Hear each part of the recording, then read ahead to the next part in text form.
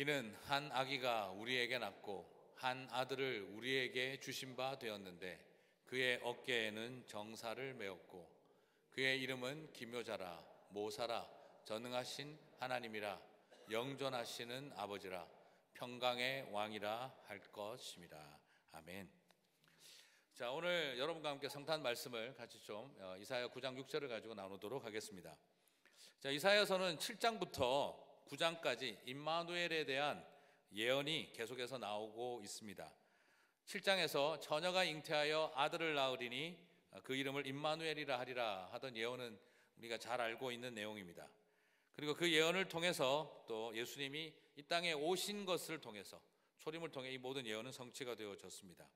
그리고 8장 9장에서 계속해서 이사야서는 이 임마누엘에 대한 메시지를 이어가고 있는데요. 그래서 오늘 9장에서는 한 번 더 이 땅에 오실 동정녀 마리아를 통해 오시게 될 예언되어진 임마누엘이 어떤 분이신지, 그리고 그것이 우리에게 어떤 회복을 주시는지 오늘 말씀을 통해 살펴보도록 하겠습니다. 예전에 이사야서 7장을 통해서 왜 하필이면 이 처녀가 잉태하여 아이를 낳을 것이라고 하는 동정녀 탄생 예언이 있었는지 제가 한 2년 전에 말씀을 드렸습니다. 오늘은 이 9장 6절을 통해서 왜 아기 예수님이 동정녀 탄생을 하시고 그분이 메시아이신지를 설명을 좀 하도록 하겠습니다. 그리고 그분이 어떻게 삼위일체 전능하신 하나님이신지, 그리고 임마누엘 오신 그분이 어떻게 우리를 회복시키셨는지를 오늘 살펴보도록 하겠습니다. 자, 첫 번째부터 한번 한 구절 한 구절 좀 파고 들어가 보도록 하겠습니다.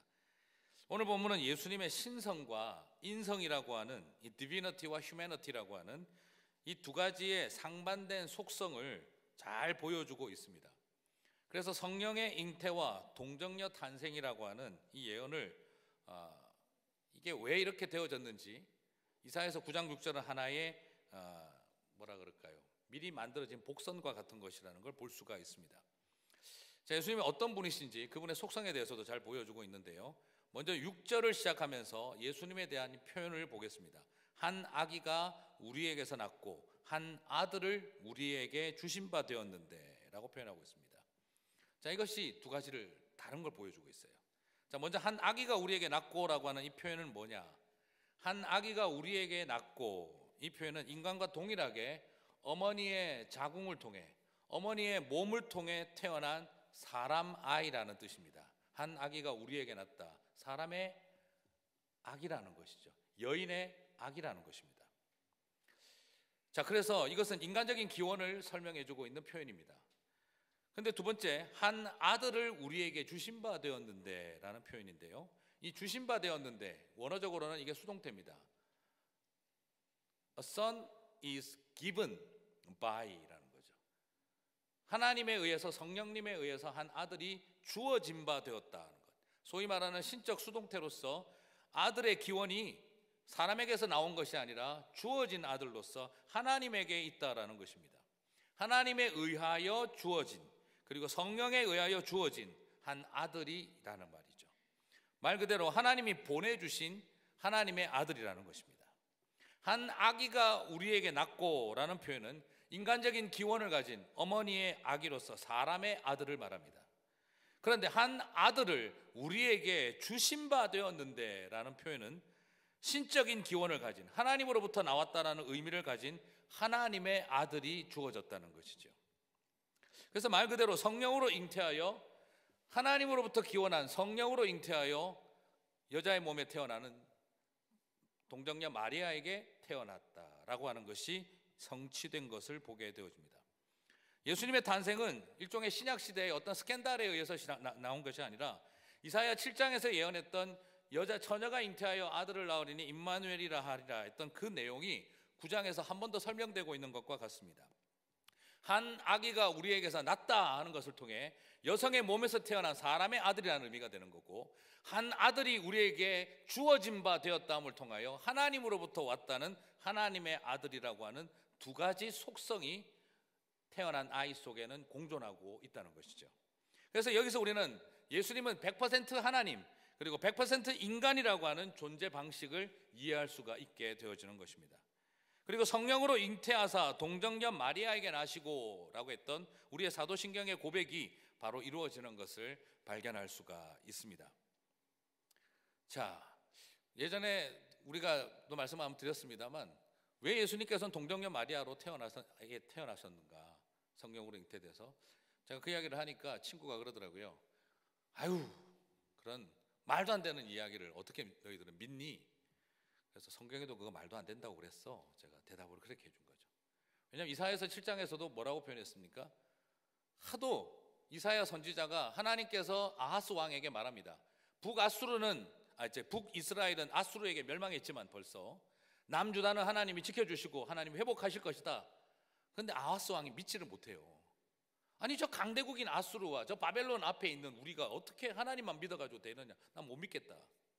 그러자 하도 답답하니까 선지자 이사야가 뭐라고 말하냐 그러면, 그렇게 도무지 못 믿겠냐? 그러면 내가 기적을 보여주면 믿겠니?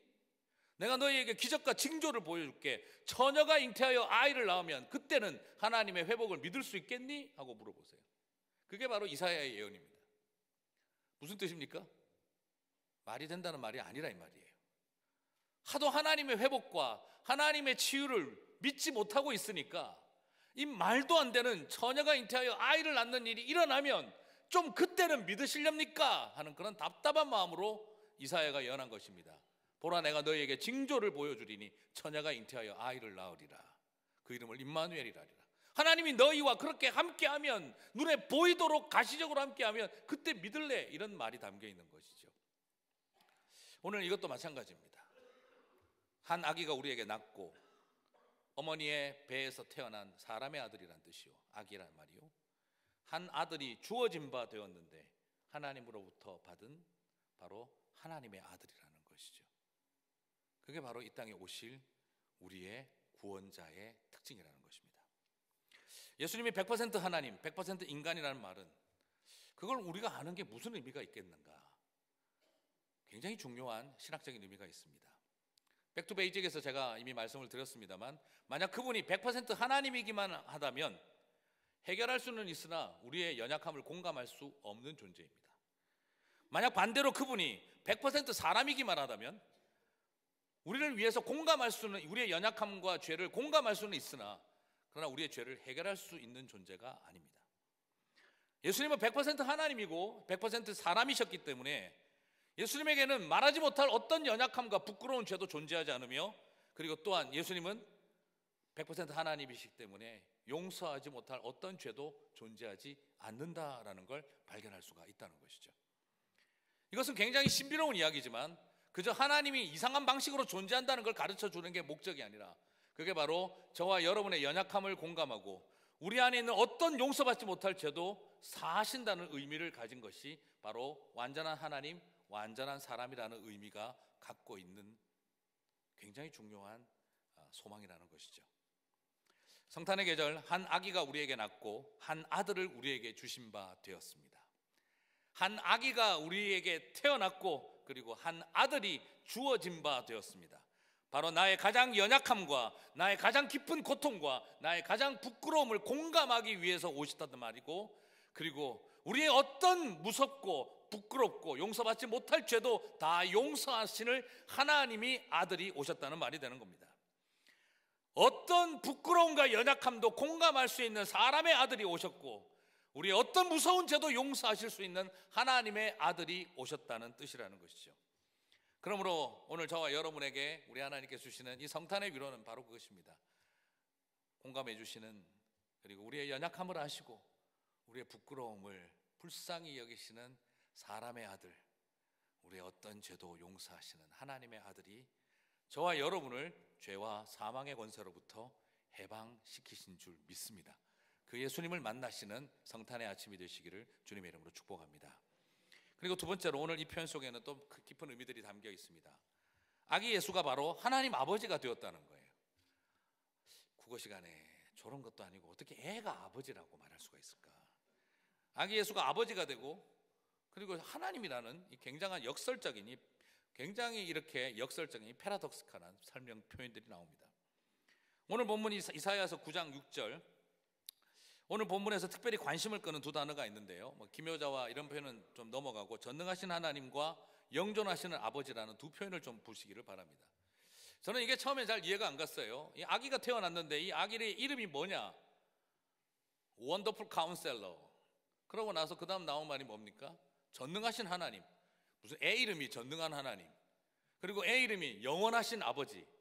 이건 무슨 말도 안 되는 이야기일까? 이게 아하스 왕을 말하는 걸까? 아니면 나중에 나타날 히스기야 왕을 말하는 걸까? 아니면 지금 이사야 선지자를 표현하는 말일까? 이 아이가 도대체 누굴까? 그게 바로 예수님이라고밖에 설명할 수가 없어요. 왜냐하면 히브리어로 전능한 하나님이라고 하는 이 엘, 이 하나님이라는 표현을 사람에게 쓰지는 않기 때문입니다. 이건 사람이 아니라 이 태어난 아기가 바로 하나님의 속성을 가지고 있는 존재라는 것을 발견할 수가 있습니다. 바로 이 한 아기라고 하는 이 인간적 기원에서 나온 표현이 아니라 바로 주신 바 된 아들이라고 하는 신적 기원을 가진 아이이기 때문에 이 아들은 뭐라고 부르는 겁니까? 이름이 전능하신 하나님이라고 하는 것이죠. 자, 그러면 이 전능하신 하나님이라고 하는 이 표현을 어디서 볼 수 있느냐? 이사야서 10장 21절을 한번 보시겠습니다. 본문 한번 같이 읽겠습니다. 남은 자, 곧 야곱의 남은 자가 능하신 하나님께로 돌아올 것이라. 자, 여기서 능하신 하나님이라고 번역이 되어 있는데 이 표현이 오늘 우리가 읽은 전능하신 하나님과 똑같은 히브리어가 쓰여져 있습니다. 자, 전능하신 하나님은 어떤 분이냐? 남은 자, 야곱의 남은 백성들, 하나님이 마지막 때에 회복하고 치유하고 회복시킬 때에 하나님 앞에 돌아오는 백성들, 남은 자들이 돌아갈 때 그 돌아간 하나님이 누구라는 거죠? 전능하신 하나님이라고 하는 닉네임을 가진 분이라는 거예요. 그러므로 오늘 이 아기가 바로 누구라는 겁니까? 이스라엘이 회복되어져서 마지막 때에 하나님 앞에 돌아갈, 하나님 앞에 회복되어져서 남은 자들이 돌아갈 대상이 바로 누구냐? 이 아기라는 겁니다. 전능하신 하나님이라는 거예요. 그러므로 이 아기는 바로 누구냐? 이 마지막 때에 이스라엘 백성들과 그리고 모든 백성들 중에 남은 자들이 하나님 앞에 돌아와야 할 때 그 찾아가고 돌아가야 할 그분이 바로 이 아기라는 것입니다. 그분이 바로 예수 그리스도라는 것이죠. 그리고 영존하시는 아버지라는 표현도 굉장히 독특한데요, 어떻게 아기가 아들을 보고 아버지라고 합니까? 이건 말이 안 되는 소리죠. 그러나 신약 시대를 살고 있는 우리들은 이게 무슨 말인지 다 이해할 수가 있습니다. 아들이 아버지니라. 아버지라는 말은 두 가지 의미를 갖는데요, 아버지라는 말이 가지고 있는 두 가지 의미는, 첫 번째는 생명을 주는 분이라는 것이고, 그리고 두 번째는 창조자라는 의미입니다. 유대적인 사고 속에서 아버지라는 개념은 지으신 자라는 의미와, 그리고 또한 아버지라고 하는 지으신 자라고 하는 의미와, 생명을 주는 자라는 의미와, 그리고 세상을 만든 창조자라고 하는 두 가지 의미를 가지고 있습니다. 자, 메시아 되신 예수님이 바로 아들로서 오셨는데 아버지가 되신다, 영원한 아버지가 되신다는 것은 바로 뭘 말하느냐? 우리에게 생명을 주시는 아버지라는 분이고, 생명을 준다는 의미가 있고, 그리고 우리를 창조한 분이라는 의미를 가지고 있다는 것이죠. 자, 생명을 주는 아버지의 개념을 찾아봅시다. 요한복음 5장 26절로 가겠습니다. 요한복음 5장 26절 같이 읽도록 하겠습니다. 아버지께서 자기 속에 생명이 있음같이 아들에게도 생명을 주어 그 속에 있게 하셨고. 자, 예수님께서 말합니다. 아버지께서 자기 속에 생명이 있고, 이 아버지의 속성이죠. 아들에게도 뭘 주신 겁니까? 아버지의 속성인 생명을 주셔서 그 속에 있겠다고 했습니다. 자, 그러면 아들은 그 생명을 어떻게 하고 있을까요? 요한복음 6장 61절로 가도록 하겠습니다. 요한복음 6장 61절 같이 읽겠습니다. 나는 하늘에서 내려온 살아있는 떡이니 사람이 이 떡을 먹으면 영생하리라. 내가 줄 떡은 곧 세상의 생명을 위한 내 살이니라 하시고. 자, 여기에서도 우리가 볼 수 있습니다만, 하늘에서 생명을 가지고 있는데 예수님은 자기 자신을 살아있는 떡이라고 하셨습니다. 그게 바로 말씀을 말하는 거죠. 그럼 우리를 어떻게 생명을 주시느냐? 당신의 살을 주신다, 당신의 말씀을 주신다는 겁니다. 그래서 아버지에게 받은 그 생명이, 아버지의 생명이 말씀을 통해 우리를 어떻게 하는 거죠? 전이가 되어지는 거예요. 전달되어지는 것입니다. 그래서 예수님은 무엇을 주시는 분이십니까? 우리에게 영원한 생명을 주시는 분이십니다. 그러면 아들은 곧 누구입니까? 아버지가 되는 것입니다. 그래서 말 그대로 오늘 이사야서 9장 6절에서 한 아기가 그의 이름을 영존하시는 아버지라, 태어난 아이를 영원한 아버지라고 이름을 붙일 수 있는 이유는 그 안에 아버지의 생명이 우리에게 아버지의 생명을 우리에게 전해주신 아들이기 때문에 그를 영원한 아버지라고 부르는 것이라는 거죠. 자, 그러면 아버지가 이제 창조주라고 했는데요, 아들이 창조자가 된다는 것을 어디서 볼 수 있을까요? 요한복음을 계속 살펴보겠습니다. 요한복음 1장 1절에서 4절을 보겠습니다. 같이 읽겠습니다. 태초에 말씀이 계시니라. 이 말씀이 하나님과 함께 계셨으니 이 말씀은 곧 하나님이시니라. 그가 태초에 하나님과 함께 계셨고 만물이 그로 말미암아 지은 바 되었으니 지은 것이 하나도 그가 없이는 된 것이 없느니라. 그 안에 생명이 있었으니 이 생명은 사람들의 빛이라. 자, 여기서도 나옵니다만 창조주가 바로 누구입니까? 말씀이신, 말씀이 태초에 함께 계셨고 그 말씀으로 모든 세상이 만들어졌고, 3절 한번 보시겠습니까? 3절, 만물이 그로 말미암아 지은 바 됐으니 그가 없이 된 것이 없다라고 했습니다. 말씀이 곧바로 누구입니까? 아들이 곧바로 누구입니까? 창조자입니다. 4절을 보시겠습니다.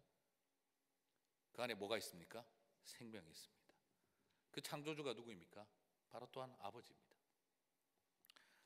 자, 오늘 우리가 여기서 살펴보는 것처럼 이사야서 9장 6절로 표현되어진 이 말씀이신, 떡을 주신, 말씀으로 세상을 창조하신 이분은 누구라는 것입니까? 바로 이사야서 9장 6절의 표현대로 본다면 바로 영존하시는 아버지가 된다라는 거죠. 그게 바로 우리에게 주어진 바 아들이라는 것입니다.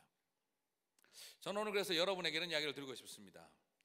성탄절에 아기 예수님을 만나고 계십니까? 아니면 이제 그 의미를 바로 안다면 아기 예수와의 만남을 통해 우리에게 주어진 바 된 아들로 이해할 때 그 아들이 바로 영원한 아버지가 되시고 전능한 하나님이 되신다는 것을 저와 여러분이 온전하게 깨닫게 되시기를 바랍니다. 그럴 때 우리는 아기 예수를 만나는 것을 통해 전능하신 하나님을 만나고 우리를 창조하신 창조주를 만나며 저와 여러분을 지으신 아버지를, 생명 주신 아버지를 만나게 된다는 것이죠. 그래서 예수님은 늘 말씀하셨습니다. 아들을 본 자는 아버지를 보았거늘. 요한복음 14장 9절에서 예수님은 말씀하셨습니다. 나를 본 자는 내 아버지를 보았느니라. 그러므로 아들을 보는 것은 곧바로 누구를 보는 것입니까? 아버지를 보는 것입니다. 저는 이런 게 되게 재미있는데 여러분은 상당히 힘들 수 있습니다. 왜 저렇게 어렵게 믿으려고 애를 쓰실까? 저는 잘 안 믿어져서 이게 이렇게 되긴 했어요. 저는 교회 와서 아버지가 아들이고 아들이 아버지라는 걸 잘 믿는 분들 보면 참 신기했어요. 어떻게 저렇게 말도 안 되는 이야기들을 저렇게 쉽게 믿을까? 근데 성경을 보니까 복잡하지만 찾아보니까 다 있더라고요. 이게 제가 어저께 저희 아내랑 그런 이야기를 했습니다.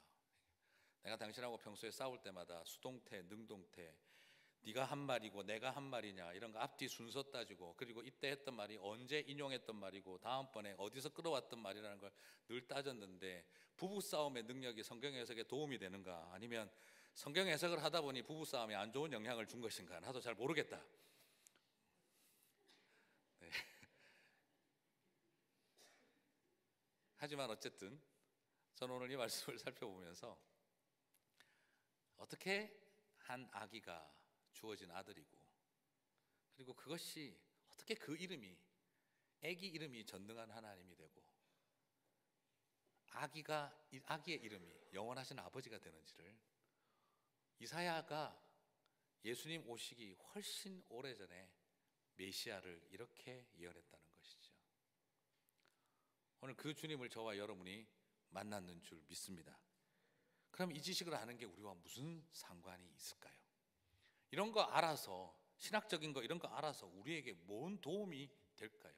오늘도 치열하게 살아가는 하루, 처절하게 외롭게 살아가는 저와 여러분에게 이런 거 알아서 뭐에 쓸까라는 질문이 생깁니다. 하지만 저는 오늘 여러분에게 이것이 얼마나 큰 위로와 소망인지를 다시 한번 생각했으면 좋겠습니다. 아들을 만나는 자들이 창조주 하나님을 경험하고 생명 주신 아버지를 알고, 그리고 그분이 100% 하나님 100% 사람이라는 것을 아는 게 우리에게 주는 유익이 무엇이겠습니까? 그건 우리에게, 저와 여러분이 주는 소망입니다. 이사야서 43장 1절을 같이 한번 보겠습니다. 같이 읽겠습니다. 야곱아, 너를 창조하신 여호와께서 지금 말씀하시느니라. 이스라엘아, 너를 지으신 이가 말씀하시느니라. 너는 두려워하지 말라. 내가 너를 구속하였고 내가 너를 지명하여 불렀나니 너는 내 것이라. 그렇습니다. 오늘 우리가 이것을 통해 바로 창조주 하나님을 알고 우리를 창조하신 하나님을 알고 우리를 지으신 아버지를 아는 일이 우리에게 무엇이 중요하냐? 그것은 바로 어떤 일이 일어나더라도 너는 두려워하지 말라. 내가 너를 구속하였고 그리고 너를 지명하여 불렀나니 너는 내 것이라. 너는 내 아들이고 너는 내 딸이라고 하는 하나님의 보호와 하나님의 함께하심의 메시지가 이것을 깨닫는 자에게 주시는 축복인 줄 믿습니다. 오늘 우리가 이것을 아는 일이 무슨 신학적인 지식을 쌓아가는데 목적이 있는 게 아니라 바로 하나님이 나를 지으신 분, 나의 창조주가 되시는 분, 그리고 그분이 나를 당신의 아들과 딸로 여기니 두려워하지 말라 하는 하늘의 음성을 듣는 것이 이 지식을 깨닫는 자에게 주신 은혜인 줄 믿습니다. 여러분, 그 은혜 가운데 한 아기를 만나게 되시기를 주님의 이름으로 축복합니다. 말구유에 누워있는 어린아이 하나 만나고 가시는 분들이 되지 마시고 오늘 이 땅에 오신 아기 예수님을 통해 아버지를 알고 창조주를 알고 가시는 저와 여러분이 되시기를 주님의 이름으로 축복합니다. 여러분, 성탄절 분위기가 요즘 안 난다고 이야기를 합니다. 불경기에 너무 힘들고 경제적으로도 너무 어렵다라고 이야기를 합니다. 물론 어떤 분은 또 다르게 그런 이야기도 하시더라고요. 1970년대 1차 오일 쇼크 이후 미국 경기는 한 번도 좋아진 적이 없다라고 이야기도 하시더라고요. 살아가는 게 다 쉽지 않고 만만치 않습니다. 하지만 상대적 박탈감에 시달리고 다들 어렵게 살고 있습니다. 그래서 때로는 크리스마스 맞을 기분이 아니다라고 생각을 하기도 합니다. 그런데 여러분, 한 번 더 기억해 보시겠습니까? 예수님이 오시던 날 성탄절 분위기는 좋았을까요? 예수님 오시던 날 성탄절은 행복하고 모두가 풍요롭고 모두가 선물꾸러미를 들고 모두가 예수님 어서 오시옵소서 하고 기다리고 있는 그런 축복과 환영의 분위기였을까요? 2000년 전으로 돌아가 보겠습니다. 그때 성탄절 분위기가 어땠을까요? 토요일 날 말씀을 드렸습니다만 성탄절이 12월 25일이라고 하는 증거는 솔직히 없습니다. 그리고 AD하고 BC로 갈라지는 요 정점이 사실 날짜 계산을 잘못했습니다. 그래서 지금 대략 교역자들의 이야기를 해보면 아마 BC 3세기 아니면 BC 6세기 그 정도쯤에 아마 예수님께서 오신 것 같다. 지금 날짜도 사실 잘못됐어요.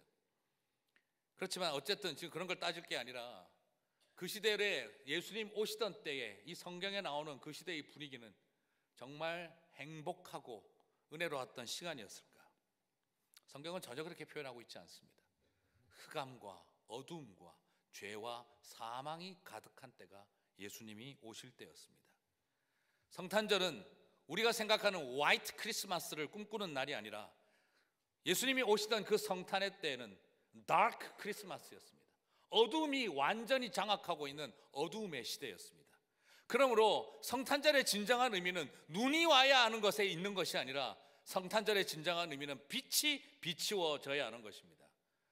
우리는 화이트 크리스마스를 기대하는 사람들이 아니라 빛이 가득한 빛의 크리스마스를 꿈꾸는 사람들이라는 것입니다. 때가 참에 예수님이 오셨습니다. 이 때가 되었다는 말은 사람들이 예수 믿을 마음의 준비가 되어 있고 사람들이 예수님을 환영할 준비가 되었다는 뜻이 전혀 아닙니다. 때가 참에 예수님이 오셨다는 말은 하나님의 아들을 십자가에 못 박아 죽일 만큼 어둡고 그리고 죄와 사망의 권세가 득세하던 세상이었다는 것을 말하고 있다는 것입니다. 그러므로 오늘 우리는 이 땅을 살아가면서 성탄절 분위기라는 게 바로 뭘까라고 말해본다면 그것은 철저하게 이 세상의 이야기일 뿐인 것입니다. 이 세상의 죄와 사망과 어두움의 권세가 강해질수록 우리는 말할 수 있는 것입니다. 주님이 오실 때가 되었다라는 것이죠. 많이 힘듭니다. 여전히 우리도 힘들고 소망을 붙잡고 살아가기 어렵습니다. 우리의 가정을 쳐다볼 때, 우리의 건강과 우리의 육신을 쳐다볼 때, 사랑하는 사람들, 자녀들, 우리의 부모님들, 우리의 모든 형편들을 쳐다볼 때 어쩌면 우리들의 상황은 매우 어두운 흑암의 권세가 짓누르고 있는 것 같은 때입니다. 하지만 기억하십시오. 그래서 주님이 오신 것입니다. 오늘 이사야서 9장 1절 언제 바로 그 임마누엘의 역사가 오는지를 보여줍니다. 1절 전반부를 같이 한번 읽겠습니다. 전에 고통받던 자들에게는 흑암이 없으리로다. 옛적에는 여호와께서 스불론 땅과 납달리 땅에 멸시를 당하게 하셨더니, 자, 여기서 한번 보시면 메시아가 오기 전의 상태에 대해서 두 가지 재미난 표현이 나옵니다. 전에와 옛적에는입니다. 전에는 어떤 일이 있었습니까? 고통과 흑암이 있었습니다. 옛적에는 어떤 일이 있었습니까? 멸시가 있었습니다. 전에는 고통과 흑암이 있고 옛적에는 멸시가 있었습니다. 그러나 이 땅에 메시아가 나온 다음에는 어떤 일이 일어납니까? 1절 후반절과 2절을 같이 읽어보겠습니다. 같이 읽겠습니다. 후에는 해변길과 요단 저쪽 이방의 갈릴리를 영화롭게 하셨느니라. 흑암에 행하던 백성이 큰 빛을 보고 사망의 그늘진 땅에 거주하던 자에게 빛이 비추도다. 오늘 우리는 여기에서 before and after를 보게 되어집니다. 전에는 고통과 흑암이 있었고 옛적에는 멸시가 있었는데 오늘 1절 말씀부터 후에는 무엇이 시작되어집니까? 후에는 영화롭게 하시는 영광이 시작되어지고 그리고 하나님의 빛이 임한다는 것을 2절에서 보여주고 있습니다. 하나님이 임마누엘의 역사로 우리 가운데 들어오시기 전과 들어오고 난 이후는 before and after로 완전히 갈라지게 되는 것을 발견하게 됩니다. 전에는 고통받았고 전에는 흑암 가운데 있었고 옛적에는 멸시를 당하던 땅이 후에는 하나님의 영광을 더디는 영화로움이 임하고 그리고 그곳에 빛이 임하는 빛의 자녀로 임하는 역사가 일어나게 되어졌던 것입니다. 사랑하는 성도 여러분, 이것이 바로 이 땅에 임마누엘이 오신 before 그리고 after입니다. 우리는 이 이야기를 통해서 발견되어질 수 있는 하나님의 은혜를 발견합니다. 예수님이 이 땅에 오기 전에는 저와 여러분에게 중요했던 단어는 고통과 멸시였습니다. 그러나 이 땅에 임마누엘이 임하시고 난 다음에는 바로 글로리피케이션, 영화롭게 함과 그리고 우리에게 임하신 빛이라는 것입니다. 오늘 그 역사가 이 성탄의 계절 속에 저와 여러분 가운데 있게 되시기를 바랍니다. 인간의 역사와 시간의 흐름에 대해서 우리는 before Christ와 AD, Anno Domini라고 하는 말을 씁니다. 바로 예수가 온 다음과 예수가 오기 전에 대한 것으로 갈라서 설명을 합니다. 오늘 우리의 역사 속에 before BC와 AD만 있는 것이 아니라 저와 여러분의 삶 속에서도 오늘 여러분의 삶 속에서도 전에는 나에게 고통이었고 전에는 옛적에는 나에게 멸시가 있었으나 지금은 나에게 영광이 있으며 지금은 나에게 빛이 넘치는도다. 바로 임마누엘의 주님과 만난 저와 여러분에게 주신 하나님의 축복이 그렇게 임하게 되시기를 주님의 이름으로 축복합니다. 밤이 아침이 되는 것을 뛰어넘어 땅의 회복이 일어나야 합니다. 바로 저주받은 땅이 하나님의 생명의 땅으로 바뀌어야 합니다. 그리고 죄 가운데 살아가던 백성들이 하나님의 빛 가운데 살아가는 빛의 자녀가 되는 역사가 일어나는 것입니다. 바로 우리 가운데 이 땅에 오신 것은 단지 인간의 시간의 역사를 BC와 AD로 나눠 놓은 것이 아니라 바로 고통과 멸시의 열사를 영광의 역사로 그리고 어두움의 땅을 빛의 땅으로 그리고 어두움의 자식들을 빛의 자녀로 시간을 바꾸었고 땅의 공간을 새롭게 했고 인간의 가치를 새롭게 한 것입니다. 그게 바로 이 땅에 임마누엘이 오신 중요한 이유였습니다. 저와 여러분 가운데 그 회복이 일어나게 되시기를 주님의 이름으로 축복합니다. 말씀을 깨닫는 자에게 아기 예수를 이 세상 여러분 생각 한번 해보시겠습니까? 크리스마스 때 아기 예수 안 만나본 사람 누가 있겠습니까? 크리스마스에 아기 예수는 누구나 다 만납니다. 그러나 그 아기 예수를 통해서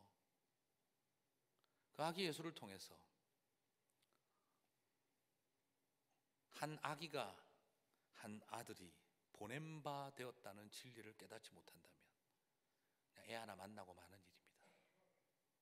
한 아기를 누구나 만날 수 있지만 그 아기를 통해 전능하신 하나님과 영존하시는 아버지를 만나지 못한다면 그냥 말구유에 누워있는 애 하나 만나는 날이 크리스마스입니다.